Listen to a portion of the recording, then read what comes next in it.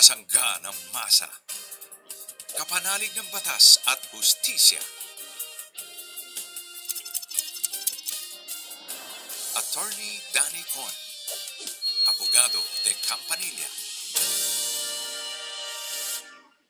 Hello po sa lahat ng mga nakatutok sa atin ngayon sa ating YouTube at Facebook at sa lahat naman ng mga tututok sa atin na medyo late na. Okay lang ho yan kasi nare-replay naman po ang ating show, di ba? So kung hindi ho kayo makatutok ng live, the same time ng 7 o'clock, okay lang ho yan dahil balik-balikan nyo po ang ating mga episodes dahil marami kayong matututunan mula sa programa natin. Ako po ang inyong Mare ng Bayan, Mare Yao, at syempre katuwang natin sa pagbibigay ng tamang impormasyon at tamang legal na payo, walang iba kundi si Attorney PG Gala. Hello, good Good evening. Good evening. evening. Good evening sa mga nanonood sa amin sa Facebook at saka YouTube. Alam mo, okay sa mo kanina. Di ba lumaki tayo sa panahon na talagang hindi on demand ang ating Ay, panonood? hindi. Oo. Kailangan talaga pagka dati si F4, talagang Oo, tatakbo na Ay, ako. ako si M4. Sa Walang mga- ganon. No, Talagang si kailangan on Downing the dot. Zoo, si Oo. Sunshine. Ay, nako. Talaga Oo, patay na na patay ako. pag ikaw ay hindi mo naabutan ng Huwebes ng alas 9, ay pasensya, cookies, di ba? Oo, wala na talaga. Hindi mo na siya Oo. mariri-replay. So, hindi katulad talaga ngayon na anytime you want to watch it, Oo, meron. Gusto streaming. mong tumalon ng kabilang episode, meron. Oo. Actually, alam mo, hindi ko alam kung maganda o hindi yun, kasi tayo, marunong tayo magpasensya, maghintay, at Oo. di ba? Yung disiplina na to be able to wait, to stick to a schedule, yung Right. walang ganun. Pero wala. That time, that was 2001. Oo. I was already very busy. Oo. Kasi I had children Oo na nga. eh. Pero, Tapos may... pero talagang nagkakaripas ka pa rin para maabutan ang Oo, sa trabaho, ang- tatakbuhin mo talaga no matter what. Oo, dahil otherwise, magpapakwento ka na lang. Oo, Ano ano nangyari? nangyari? Pero Oo. iba pa rin yung the real McCoy ika nga na Ah. napapanood mo na Ah. ay ang cute-cute. Oo. Talagang tayo talaga ang mga batang Gen X. Gen X tayo. Gen X tayo. Proudly, Gen X. Yan, Okay. sige, akala nyo sa amin nang galing yung mga gagandang musika. Hello. Oo, totoo. Hello. 70s, 80s. Yes. 60s, 70s, Hello. 80s. Ang ganda kaya ng mga yun. Huwag mong isasama si Direk na hindi huwag ka magkakamali, hindi isama si Direk. Kalahati mukha natin dyan. O hindi, magkakaroon tayo ng bagong feature na I'm excited about. I'm also excited. About data. Yung natin sa atin kanina ni Derek, na isang kaya segment dito. Abangan nyo yun, ang ganda nun. Correct. At Oo. hindi lang yun, maraming makikinabang. Madaming makikinabang. Madami talaga. Kaya I would love na mag-start tayo. Yan. That's a very good Sige, concept. that's of course. Pero dapat surprise. At saka yan ay galing sa matinding pag-iisip at utak. At saka Ni Direk. actually talagang target market natin yung mga ganun. Direct, wag mo kami idedemanda pag Oo. dinowing ka namin ng ng Megamind. Ay, ganun lang. Yung May isang matabang- episode ko. Megamind. Anong gusto mo i-drawing namin sa'yo? Ay, yung boobs raw Ay, niya. hindi. Ay, Uy, sorry. grabe. Baka mahal na ako. Mega Ay, na. Ako na ang Sige, nag-edit okay. sa sarili ko. Wag nang para... Uy, hindi naman masama yun. Hindi ba masama? yun? Hindi masama yun. Yun Okay. lang yun. Oh, Dress lang din yun. Mega Tinagalog bread. lang. Sige, okay. Sige, ano bang numbers ng... Okay. bago tayo Oo nga, dito. okay. Sige. Sa mga gusto kumausap sa amin o mag-text sa amin, ang Globe number namin ay 0954-310-0331. At ang smart naman namin ay 0961-770-8807. Pwede rin sa Facebook Messenger. Ayan. So, tawag at text na. So, Okay. ito na ating first caller. First texter na si Marvin, 31 years old ng Pasig City. Humihingi po ako ng updated na Certificate of Employment sa dati kong employer kung saan ako nagtrabaho mula 2013 hanggang 2016. Ayan, 3 taon siya nagtrabaho doon.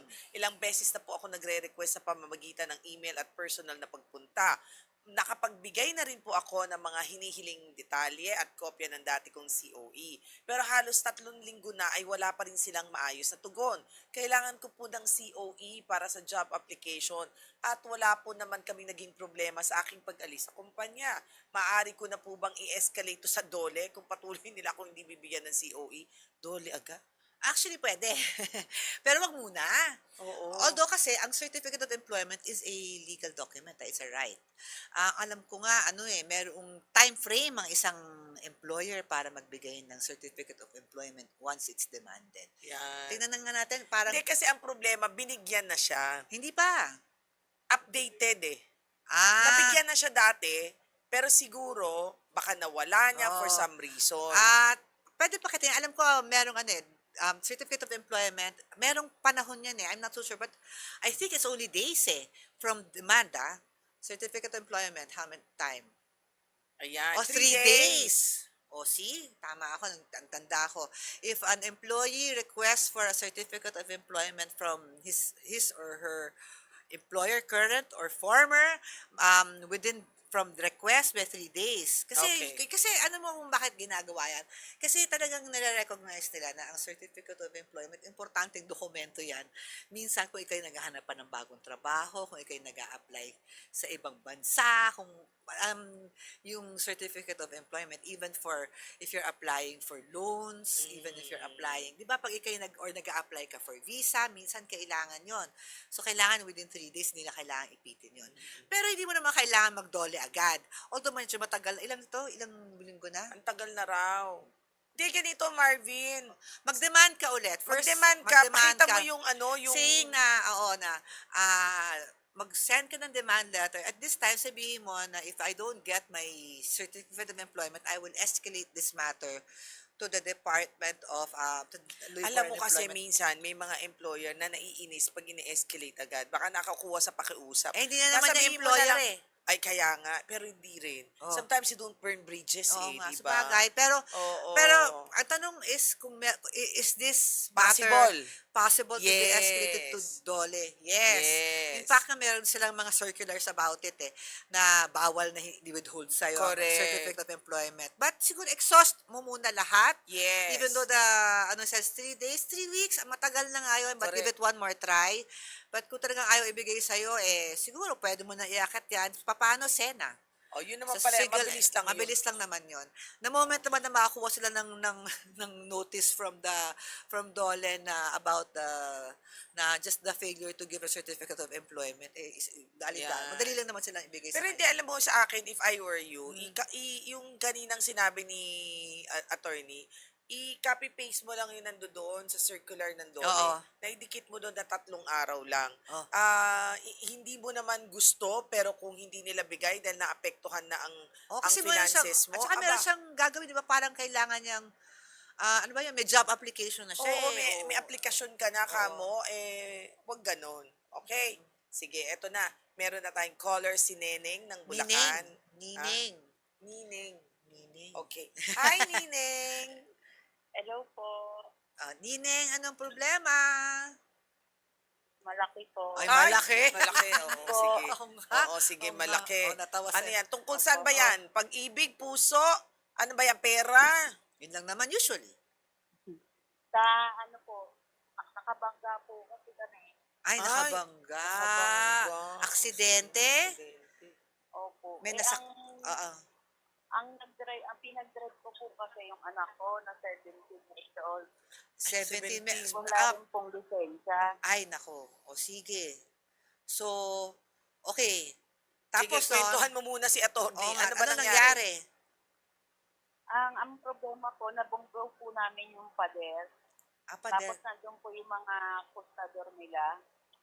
damage to natanggal din po property. yung- At least, Buti okay. naman. Oo. Diyos ko, kinabahan ako sa'yo. Kasi Ninay, actually, Oo, akala ko tao. magpapasalamat na lang ako na ang nangyari lang ay damage to property. Correct, oo. Okay.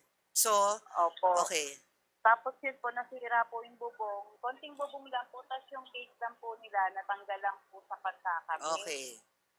Tapos April 19 po, 2026 po nangyari yun, ang madaling araw. Okay. Pumunta po kami sa barangay para gumawa po ng kasunduan Okay. na ipapagawa na lang po namin lahat. Okay.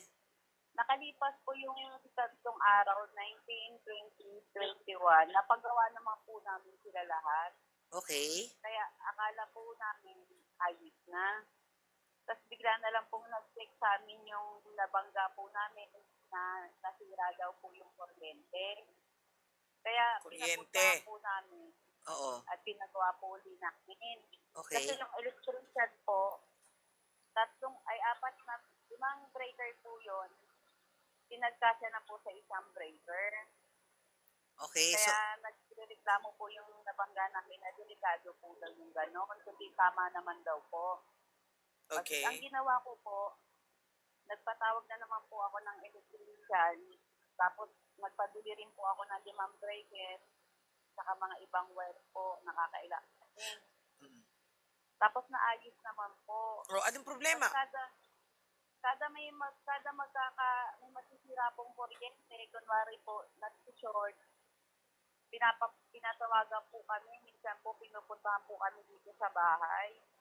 Tapos pag hindi po namin siya napuntahan, okay, naasikaso agad, nagte-text po siya na pag hindi pa daw po namin ginagawa, magsasampa na daw po siya ng kaso. okay. Okay. Nineng, Opo. nung pag pinapaayos niyo yung mga nakakailang ayos na kayo, 2 ayos na 3 ayos, no? Doon sa, Nasundan pa po. ha? Nasundan pa po. Okay. I suggest, no, dahil, ako naintindihan ko, di ba yung hanggang saan ang kanyang responsibilidad? Tama. Over naman yon. Hanggang Sana saan? sinabi mo pagsira ng pinto kami rin. Oh, di ba? Ayun nga po yung, So hanggang saan ang iyong Opo. responsibilidad? opo. Ang suggestion ko ni Neng is that yung mga paayos nyo ba ngayon, ini-inform nyo rin ng barangay na pinapaayos nyo? Kasi nagpabarangay na kayo eh. So yung mga sumunod na ayos, Yun nga po yung mali namin. Supos namin nasasabi sa barangay kasi tiwala naman po kami. okay. So ang yun ang aking maipapayo sa iyo, no? Na kung mangyari ulit 'yan, ay meron naman kayo sigurong Mga resibong mga tinago. resibong tinago na pinaayos nyo na yan at nakalimang breaker na nga. Kasi ako, naintindihan ko si Nineng na parang hindi naman habang buhay ay pagbabayaran nyo yung Sabihin mo aksidente sa kanya, sabihin mo sa pati kabaong nyo, gusto nyo? Oh, di ba? Hindi, joke lang. okay, Baka mademanda oh, siya. di ba nga, di ba? Wag naman. Joke Pero lang, Des, joke lang. Nineng, sa susunod na mangyari yan, patawag nyo na yung barangay captain na ito yung nangyayari, di ba? Para meron ng mamagitan sa inyo. Dahil kung kayong dalawa nga, baka talagang, Ganun lang din ulit Ganun lang mangyayari. mangyayari. Pero ang tanong ko, Oo. pwede pa ba siyang idemanda nung tao na nagpagawa na siya kahit lahat nga nagawa na demand? actually, Pwede pa ba siyang idemanda? okay, not for the civil aspect. Okay. Not for the civil aspect. Kasi mukhang nabayaran na naman niya lahat ng danyos, no? But, iba ang criminal aspect. 'Di ba? Criminal aspect, iba ang civil aspect. Ang civil aspect is yan, yung binabayaran yung damages. Yung criminal aspect is yung krimen na yun. And ito, parang feeling ko, reckless imprudence resulting in damage to property. So, aside Doon from, siya binablockmail eh. doon siya binablockmail eh. Pero the thing is, kailan ba nangyari ang, ano na yan? Kailan nangyari insidente, Neneng? April 19 po. Ito Medyo lang. mga ano pala, kasi may mga prescriptive period yung mga yan eh. Although, parang ang feeling ko naman kasi is that pag kahit pumunta sila sa fiskal, kahit pumunta sila sa pulis, pag nalaman naman ng mga pulis na Pinagawa na eh. parang hindi na rin magkaka-interest ang fiskal o ang pulis na i-pursue yan, di ba? Unless kukuha sila ng private lawyer. But for a private lawyer, for them to do that, ayos to naman yung mga ano nyo. Wala rin silang makokolekta sa Not inyo. unless unreasonable na sila na paggawa na wala lang. Ganito na lang siguro, di ba, attorney? Pwede mo bang maipayo sa kanya? Sa harap mismo ng barangay, Kaya ngayon, ang una ko sinabi na tapusin mo na lahat. Oo. Pagka nagkaroon ng problema at tapos na yan, wala na. Oo If nga. I were you, kasi ako walang peace of mind yan na pag ganyan. Kaya nga sabi ko Opo. nga, sa susunod na mangyari to, isama nyo na ang barangay sa usapan.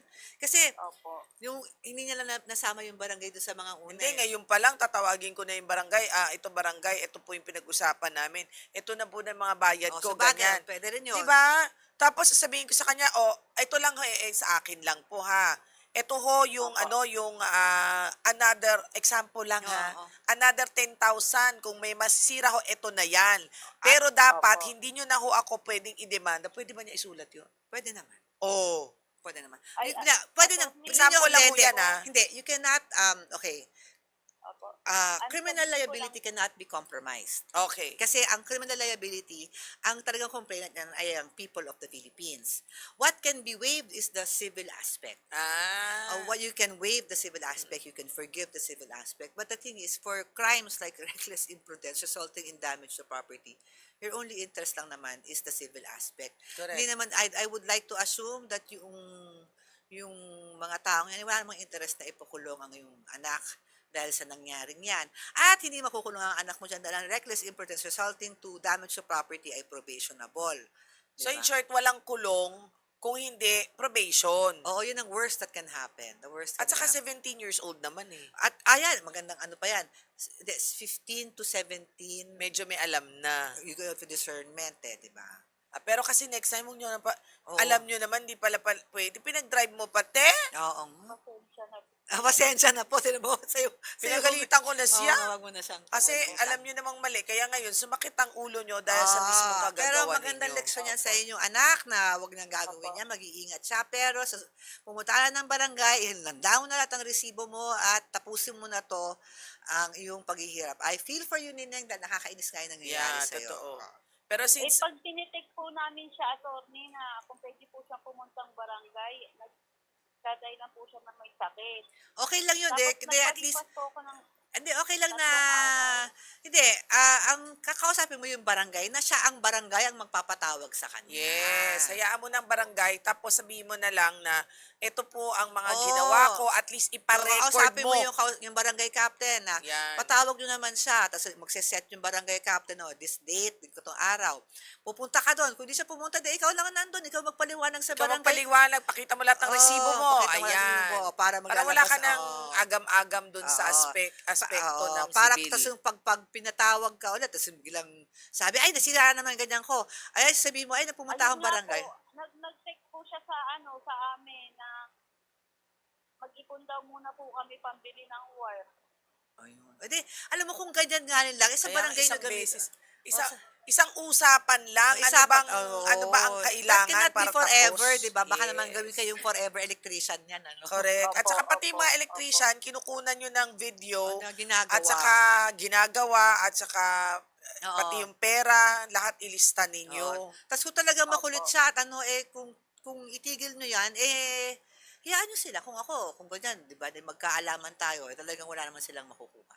Okay? Again, Opo. huwag kayong matakot kasi nga, ang reckless imprudence resulting to damage to property ay isang, Probationable offense. yan, nakuha niya? At saka lalo na yan, Opo. 17, hindi Okay. Opo. Basta next time ha. Okay. Okay. Opo. Yung malaki mong problema, medyo lumiit na ha. Okay. Opo. Okay, Kaya, sige. Malaki, ang ganda ng sagot niya. No? Malaki. Okay, sige. Okay, sige. Ay, kaya nga sabi ko sa inyo, minsan ang mga problema ho natin, tayo nagbibigay sa sarili natin. Di ba? Kung hindi Oo, mo pinagawa, Oo. kung hindi mo ginawang pinag-drive mo, hindi sana nagkaroon ng ganyan. Pero I'm sure pinagsisisihan niya na yun. I'm sure. Lagi ang sabi ng karamihan, ang pagsisisi. Ay, nasa huli. Yan. Pero alam mo kasi, hindi sa pero lalo na sa probinsya, 'di ba? Normal na ang bata pa ng mga walang lisensya, pinagda-drive na yung mga. Hindi, may question ako. Oh. Ang 17, alam mo, ang 16 years old, pwede na nga mag-drive pa sa may kasamang professional, tama? Oo, student's Student, license. pwede, na may kasamang professional. Pero ito hindi sabi ko alam niya, kung nanay sabi niya kasi eh. walang lisensya, so baka I assume walang student. Yun lang, Oo. di ba? Sabi niya walang lisensya. Talaga tong si Neneng, ang Oo. galing. Di ba? Tuntua ako sa kanya. Parang siya, yung cool mom. Okay, eto na. Si Carlo, 34 years old ng Batangas City, noong 2020 po ay nagbenta ang nanay ko at mga kapatid niya ng lupang nakapangalan pa rin sa kanilang namatay na ama. Dahil kailangan ng pirma ng lahat ng magkakapatid para mailipat ang titulo.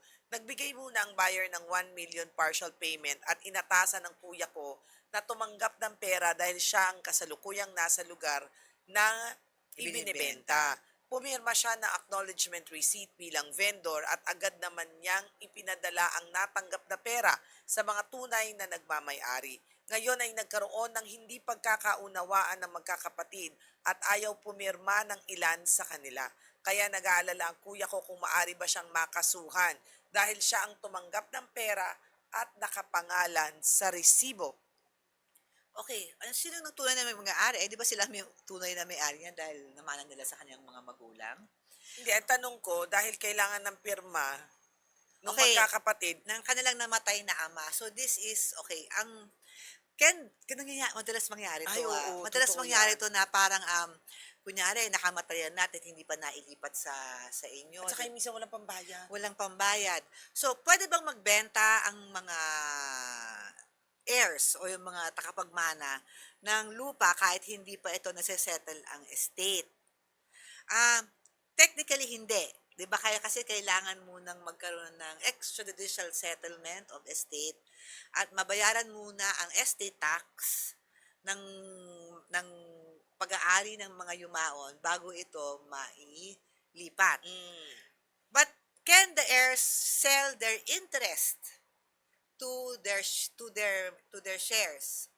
The answer is yes. Okay. 'Di ba? For example, 'di ba? Ibig sabihin, yung lupa mismo hindi nila pwedeng ibenta dahil hindi pa nila pag-aari 'yan. Kasi nga hindi pa nila nasa-settle yung estate. But kung lahat kayong magmamana dapat ay magbebenta ng kanilang interest sa lupang O yan, yung share nila. yung share nila, pwede mo bang ibenta ang iyong share na matay na eh. So yung share mo sa kung ano man yung mamanahin mo dyan sa lupang yan, pwede mo bang benta? Ang sagot, oo. Pwede mo ibenta yan. So, okay, so that answers one question. But the best way really is just go through the extrajudicial settlement and then para mailipat na yung mga properties. Pero ginagawa to para mabayaran na yung estate tax. Maliit lang naman yung 6%. Okay, Ngayon, ang tanong, dahil nga, yung kuya daw niya ang tumanggap tumanggap ng pera. pero ayaw na palang ibenta nung iba yung property eh. Ang tanong ko, nung kailangan nyo na pinadala isolve. niya yung pera, Sabi di ba ko, niya pinapirma? sino yung tunay na may-ari? Patay na yung tunay na may-ari, yung tatay nila. 'Di ba? So malamang baka napaghatian na nila yung Yung na magkakapatid. Oo. Pero ano naman ang prueba ng kanyang kapatid na naibigay niya Oo. sa bawat mga kapatid yung pera? Dapat lang meron siyang prueba dahil kung hindi mo tuloy ang bentahan na yan, natural, kailangan nyo ibenta isoli yung 1 milyon. Ngayon, ang tanong niya ngayon, dahil siya lang ang nakatanggap at siya lang ang nakapangalan sa resibo, baka siya nga ang hulihin at, siya nga ang kulitin at mangolekta sa kanya ng pera kung hindi mabebenta ang lupa. Malamang nga, dahil siya ang huling nakausap nung mga napagbigayan at sino ba naman ang kanilang hahabulin kundi sa pinag-abutan nila. Ang wish na lang natin sana ay yung mga pinag-abutan niya ng pera doon sa 1 million na yon Oo. ay may picture sila, may Oo, ebidensya, para may receive copy. Oo, para kung naibigay na pala niya, isoli, ayaw pala na lang ibenta. Ibenta. Eh. O kung hindi But isoli. ang sinasabi ko nga, what you can sell if you cannot sell the entire property, you can sell your interest. Paano kung interest lang niya doon 250, di may utang pa siya. Yun na nga. Yun na nga. So, Oo. pwede ka ba makasuhan? Pwede ka sigilin, pero 'di ba? Isoli mo na lang. 'Di ba 'yun? Oo, sisingilin talaga siya. Sisingilin talaga siya, hindi mo pwedeng itago, walang for value Oo. 'di ba? Okay. Okay. Anyway, nako, wala na tayong oras, attorney. Nakakatuwa na marami tayong mga napakinggan na Oo mga nga, istorya medyo ng madami na buhay. tayong nasagot today. Very good. Oo. At sana'y marami kayong natutunan mula sa programang ito. Maraming salamat pong muli sa inyong lahat. Of course, I'd like to say hi to Papa Jimmy, Mama Trining, and of course, Babe Mac Castro. Ako po ang inyong Mare ng Bayan, Mariao. Hanggang sa muli. At ako yung abogada de Campanilla, si Attorney PG. Bye-bye!